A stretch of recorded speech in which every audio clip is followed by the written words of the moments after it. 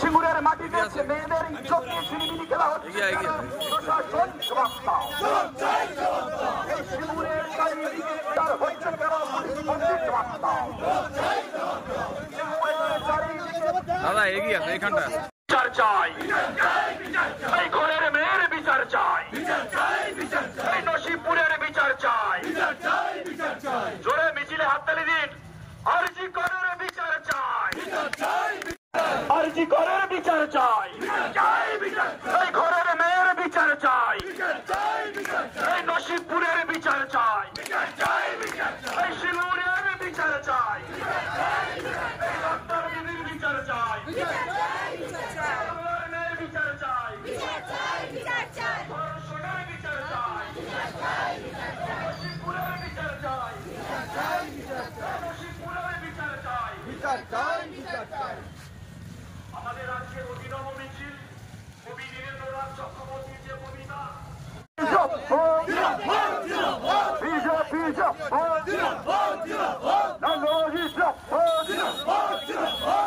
এদিকে নারী ধর্ষণ হচ্ছে কেন প্রশাসন জবাব দাও।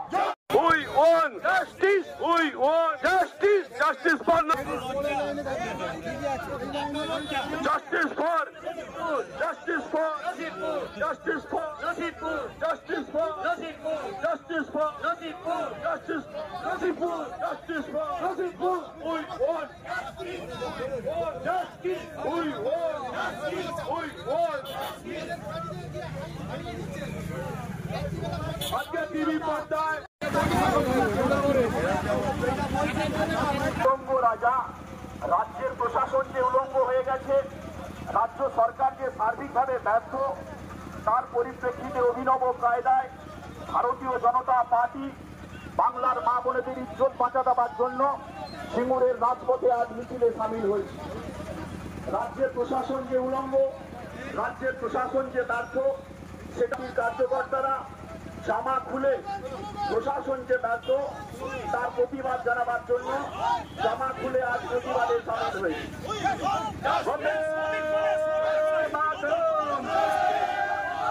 বিজেপি বিজেপি এদিকে এদিকে নারী নির্যাতন হচ্ছে কেন পুলিশ মন্ত্রী জবাব দাও। এইদিকে এদিকে নারী নির্যাতন হচ্ছে কেন সিঙ্গুর থানা জবাব দাও। এই সিঙ্গুরের এদিকে এদিকে নারী নির্যাতন হচ্ছে কেন প্রশাসন জবাব দাও। এই মা বোনেদের ইজ্জত নিয়ে ছিনিমিনি খেলা হচ্ছে কেন প্রশাসন জবাব দাও। খালি এই জন্যই যে বর্তমান সরকার যে স্বাস্থ্যমন্ত্রী আজকে তিনি যে সরকার চালাচ্ছেন, বর্তমান বাংলা আজকে অর্ধনগ্ন অবস্থা। সেই কথা বলার মতন মানুষকে ঠিকভাবে রাখেনি, চক্ষু রাখানি দিয়ে তাদেরকে মুখ বন্ধ করে রাখানো হয়েছিল। তৎকালীন সময় কবি নীরেন্দ্রনাথ তিনি বলেছিলেন যে একটা বাচ্চার সারা বড় বড় মানুষ বলতে পারেনি যে রাজা যে অর্ধনগ্ন, রাজা যে উলঙ্গ ছিল, সেই সময় কেউ বলতে পারেনি, রাজার ভয়ে কোনো কথা বলতে পারতো না। কিন্তু তখন একটা বাচ্চা ছেলে সাহসিকতার পরিপ্রেক্ষিতে তিনি বলেছিল, রাজা তোমার কাপড় কোথায়। তো বাংলা সেই অবস্থায় রয়েছে। বাংলা যে অর্ধনগ্ন সমাজ, আজকে বাংলা এই নেতৃত্বের আমলে আজকে বাংলার যে অবস্থা, দিকে দিকে নারীদের সম্মান নেই, নারীদের আজকে ভুলঞ্চিত, নারীদের আজকে বিভিন্ন জায়গায় তাদের সম্মানহানি হচ্ছে। আজকে সেই কথা বলার মতন মানুষ নেই বলে আজকে আমরা সেই পরিপ্রেক্ষিতে কবি নীরেন্দ্রনাথের সেই একই অবস্থা, রাজা তোমার কাপড় কোথায়, এই কথা ভারতীয় জনতা পার্টি বলতে শুরু করেছে। রাজা তোমার কাপড় কোথায় এইটা আমরা বলতে শুরু করেছি, কারণ এই জন্যই যে বাংলার আজকে দিকে দিকে উলঙ্গ অবস্থা। আজকে বাংলাকে আজকে এরা ঠিক মতন রাখেনি, বাংলার চারিদিকে আজকে অন্ধকার দশা ধরেছে। আজকে মুখ্যমন্ত্রী ফেল, তাহার তিনটে নেতৃত্বে তিনটেই ফেল। আজকে মুখ্যমন্ত্রীতে ফেল, আজকে তিনি স্বাস্থ্যমন্ত্রীতে ফেল, তিনি পুলিশ মন্ত্রীতে ফেল। তাই দফা এক দাবি এক, দাবি এক, দফা এক দাবি এক।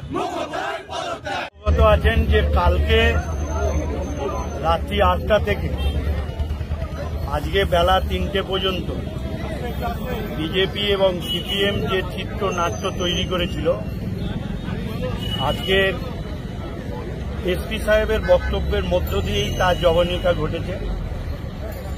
এবং যেভাবে থানায় অভিযোগ জানানো হয়েছিল সেই অভিযোগের প্রাথমিক তদন্তে এই অভিযোগ একটাকেও মিলছে না, এবং যেহেতু তদন্ত চলছে সেহেতু এ ব্যাপারে আর না কিছু বলাই ভালো। তবে এটা আমাদের দুঃখ, আমরা যারা এখানে এসেছি এসপি স্যারের সঙ্গে দেখা করতে এসেছি, আমাদের সিঙ্গুরের সবাই জনপ্রতিনিধি, এখানে আমরা এমএলএরা রয়েছি, জেলা পরিষদ মেম্বাররা রয়েছে, পঞ্চায়েত সমিতির সভাপতি, সহকারী সভাপতি, কর্মাধ্যক্ষ, পঞ্চায়েত মেম্বাররা রয়েছে, প্রধান, উপপ্রধান এবং মেম্বাররা এখানে সকলেই এসেছে। আসার উদ্দেশ্য একটাই, এই যে সিঙ্গুর এবং হরিপালের নাম একটা কুলশ্রুতি করল, সিঙ্গুরের একটি নামে, স্কুলের নামে বদনাম করা হলো, এবং সবচেয়ে বড় কথা যে সিপিএম এবং বিজেপি যারা রাস্তায় নেমে মেকি যারা আন্দোলন করছে, তারা তাদের ফেসবুকের মধ্য দিয়ে যেভাবে সিঙ্গুরের হরিপালের বদনাম, সিঙ্গুরের নামী স্কুলের একটি বদনাম করেছে, এবং বিশেষ করে তারা যেটা মানুষকে বলেছিল যে 4 চাকা গাড়ি করে তুলে নিয়ে গিয়ে ওখানে ফেলা হয়েছে, এটা সর্বৈব মিথ্য। তার কারণ 8:44-এ সিঙ্গুর 7:44-এ সিঙ্গুর স্টেশনে উঠেছে ট্রেনেতে, এবং 7:56-এ হরিপাল স্টেশনে নেমেছে, এবং হরিপাল উড়েবাজারে 8:06-এ দেখা গেছে সিসি ক্যামেরায় তাকে। অর্থাৎ এই যে 4 চাকায় তুলে নিয়ে গেছে এটা যেরকম একটা মিথ্যা, এবং মাথায় আঘাত করেছে এটাও মিথ্যা। যেটি এসপি সাহেব বললেন তাতে মেডিকেল রিপোর্টে কোথাও মাথার আঘাতের চিহ্ন নেই। অর্থাৎ এটা একটা বিরাট চিত্রনাট্য সিপিএম বিজেপি তৈরি করেছিল যে সিঙ্গুর হরিপালকে উত্তপ্ত করার জন্য। যেহেতু বিষয়টি নাবালিকা এবং আমাদের যতদূর ধারণা এর মধ্যে একটা কিছু পাকা মাথার কাজ করছে। আমরা এসপিকে 2-3টে বিষয় বলেছি যে এটা পূর্ণাঙ্গ তদন্ত করতে। তবে এটা ঠিক যে বিজেপি এবং সিপিএম যে অভিযোগগুলো করছিল সেগুলো একদিকে সর্বৈব মিথ্যা। সেজন্য আমরা এসপি সাহেবের কাছে আমরা জনপ্রতিনিধিরা সকলেই আবেদন করেছি যে যারা ফেসবুকে এই যে গণধর্ষণ, 4 চাকায় তুলে নিয়ে গেছে, মাথায় আঘাত করেছে, এই যে বিষয়গুলো বলে মানুষকে বিভ্রান্ত করেছে, এবং তাদের বিরুদ্ধে আইনগত ব্যবস্থা নিতে হবে। আর একটা হচ্ছে যে বিজেপি সিপিএম এই রাত দখল, ভোর দখলের নামে এই যে অন্ধকারে যে আন্দোলন কর্মসূচি, এর একটা পুরো রহস্য রয়েছে। আর কারণ আমাদের স্থির বিশ্বাস তারা রাতের অন্ধকারে তাদেরই আন্দোলনকারী কোনো মহিলার শ্লীলতাহানি করে আমাদের শাসক দলের ওপর একটা দোষ চাপাবার তারা প্রক্রিয়া জারি করছে এবং চেষ্টা করছে। সেজন্য আমি এসপি সাহেবের মাধ্যম দিয়ে ডিএম সাহেবকে বলেছি যে পর্যাপ্ত সিসি ক্যামেরা লাগাতে, প্রয়োজনে আমরা এমএলএ এমপি ফান্ড থেকেও সিসি ক্যামেরার টাকা আমরা ব্যয়ভার বহন করব।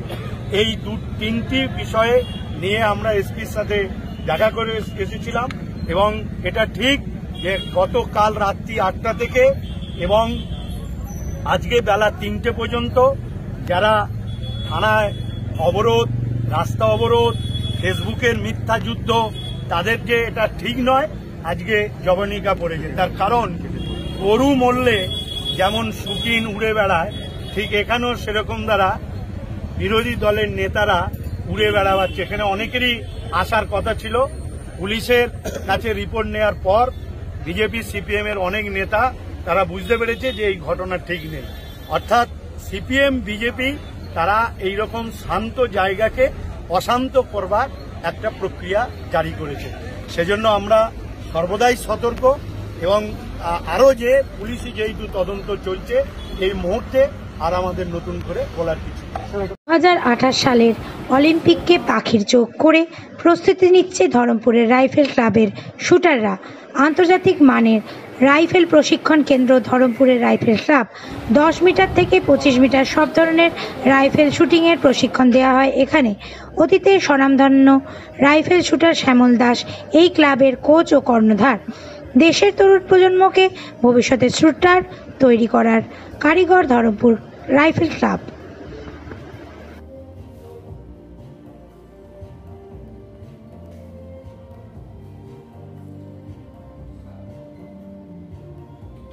সাথে যুক্ত আমি ছিলেন? শুটিং করতাম। শুটিংয়ে 90-তে সিভিলিয়ানে ইন্ডিয়া রেকর্ড করে চাকরি পেয়েছিলাম আমার ইস্টার্ন রেলে। সেই থেকেই আমার ইচ্ছা ছিল একটা শুটিং রেঞ্জ করব এবং ভালো শুটার তৈরি করব। আমার টার্গেট 2028 সালে অলিম্পিকে যদি ধরমপুর রাইফেল ক্লাব থেকে কেউ যেতে পারে, তার জন্য আমি সুইমিং পুল করেছি, জিম করেছি, যোগার সেকশন আছে, আর 25 মিটার পিস্তলও আছে ইনডোর, যেটা ভারতবর্ষে কারোর কাছে নেই। এত কিছু করেছি নিজের চেষ্টায়। আমাদের 30 জন শুটার শুট করে এখানে। আমার টার্গেট আরও উন্নত করা, ইলেকট্রনিক্স টার্গেট, যেটা 25 মিটারে ইচ্ছা আছে লাগানো, 50 মিটারের ইলেকট্রনিক্স টার্গেট লাগানো। এখানে 7টা লেন আছে ইলেকট্রনিক্স, একদম ইন্টারন্যাশনাল। আরও ইচ্ছা আছে 6টা লাগানো। যদি সংস্থান হয় তাহলে করব।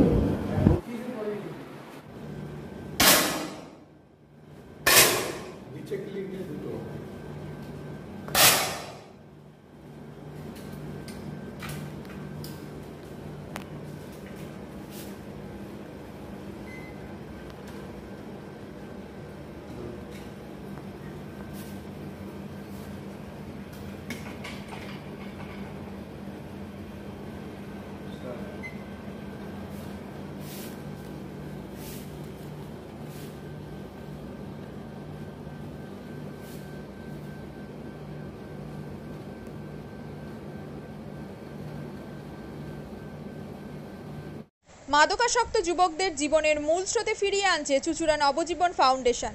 আজ থেকে 7 বছর আগে পথ চলা শুরু হয়েছিল এই সংস্থার। হুগলি জেলা থেকে শুরু হয়েছিল নবজীবন ফাউন্ডেশনের কাজ। আজ গোটা উত্তর পূর্ব ভারতে ছড়িয়ে পড়েছে তার ব্যাপ্তি। জেলা ও রাজ্যের হাজার হাজার মাদকাসক্ত যুবকদের মানসিক ও শারীরিক চিকিৎসার মধ্যে দিয়ে সুস্থ জীবনের পথে ফিরিয়ে আনছে নবজীবন ফাউন্ডেশন। কী করে এই সংস্থাকে তিল তিল করে গড়ে তুলছেন বন্ধন নিউজ এর ক্যামেরার সামনে, সে কথা বললেন সংস্থার কর্ণধার চন্দন দাস। দেখি ওটার মধ্যে কি আছে, বা পাড়ার বড় দাদারা করছে, আমিও একটুখানি করি, ফিলিংসটা কি সেটা দেখতে যাই। এবং একটা সার্টেন টাইমের পর কি হয়, সেটা ফ্রিকোয়েন্সিটা তখন অনেক বেশি থাকে, গ্যাপ থাকে যখন শুরু করে। পরবর্তীকালে যখন নির্ভরশীল হয়ে পড়ে সেই একটা সাবস্টেন্সের উপর, তখন সেটা থেকে বেরোনোর জন্য সে নানা রকম চেষ্টা করে, কিন্তু তার ওয়ে আউটটা জানা নেই যে কোন রাস্তা দিয়ে গেলে নেশা থেকেও বিরত থেকে সুস্থ স্বাভাবিক জীবনযাপন করা যায়। তো আমি ভাবলাম যে শুধুমাত্র আমি সুস্থ স্বাভাবিক জীবনযাপন করলাম, আমার জীবনের সার্বিক উন্নতি হলো, বা আমার যেসব এম বা আমি জীবনে যে জিনিসগুলো করতে পারিনি সেগুলো আমি ফুলফিল করলাম, তাহলে তো শুধু আমার কথাই ভাবা হলো। তাহলে আমি এরকম কিছু কাজ করি যাতে আমার মতো আরও 5 জন আমার দ্বারা উপকৃত হয়। এবং একটা সার্টেন টাইমের পর যখন মানুষ চায় যে ফিরতে, অথচ তার কাছে রাস্তা থাকে না, তখন এই একটা WHO ওয়ার্ল্ড হেলথ অর্গানাইজেশন একটা প্রসিডিওর বার করেছে। গরম পানীয়র জন্য বিশ্বমানের flask, micro oven, mixer grinder, induction সহ আধুনিক রান্নাঘরের সামগ্রী উৎপাদন সারা বিশ্বে আলোড়ন সৃষ্টি করেছে বড়সিল। পাশাপাশি বিশ্বমানের সোলার গ্লাস, যা সোলার সিস্টেমের অন্যতম সামগ্রী তৈরি করে, সারা বিশ্বে নজির গড়েছে বড়সিল। দেশের বাজারে পাশাপাশি বিশ্ববাজারেও সব প্রতিযোগী কোম্পানিকে পিছনে ফেলে এগিয়ে চলেছে ভারতের বড়সিল। রাজস্থানের বড়সিল কারখানায় 1200 মহিলার কর্মসংস্থান হয়েছে। প্রতিদিন রাজস্থানের প্রত্যন্ত গ্রাম থেকে ওই মহিলাদের গাড়ি করে কারখানায় নিয়ে আসে কারখানা কর্তৃপক্ষ। তারা বড়সিলের বিশ্বমানের প্লেটের ডিজাইনে কাজ করে। দিনের শেষে তাদের গাড়ি করে বাড়ি ফিরিয়ে দেয় কারখানা কর্তৃপক্ষ।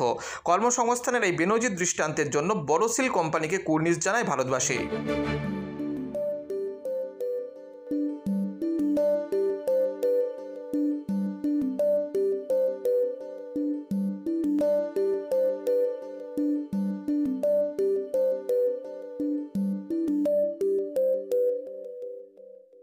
At Borosil, our products touch our customers' lives in many ways. Our philosophy is simple: understand the evolving needs of our customers and deliver solutions to meet them.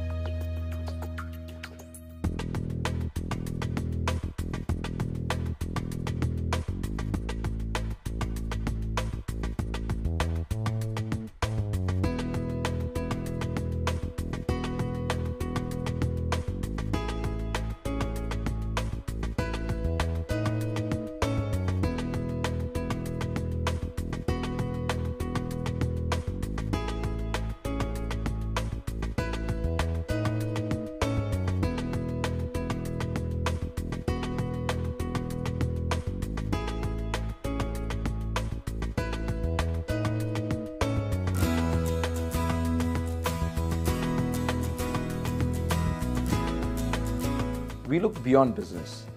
We promote green energy as well as provide healthcare and education for the underprivileged. In fact, this has been our heritage at Borosil.